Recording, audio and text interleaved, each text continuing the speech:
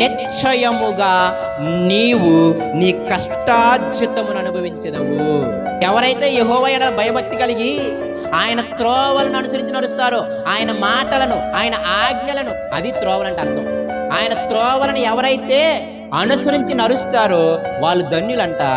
ఏ ధన్యత అంటే, మొదటి ధన్యత నీ కష్టార్జితంతో నువ్వు బ్రతకగలవంట సుఖంగా. మరి పైన వచనంలో ఏమన్నాడు? ఉదయాన్నే మేలుకొని రాత్రంతా కష్టపడి నువ్వు తిన్నా సరే వ్యర్థమన్నాడు. కారణం ఏంటి అంటే, పైన వ్యక్తికి యెహోవా యెడల భయం లేదు, ఆయన త్రోవల్లో నడుద్దామని ఆలోచన లేదు, ఆయన మార్గాల్లో నడుద్దామని ఆలోచన లేదు, ఆయన ఆజ్ఞల్ని, ఆయన శాసనాల్ని గైకొందామన్న ఆలోచన లేదు. కాబట్టి వాడి కష్టార్జితం అంట వ్యర్థము.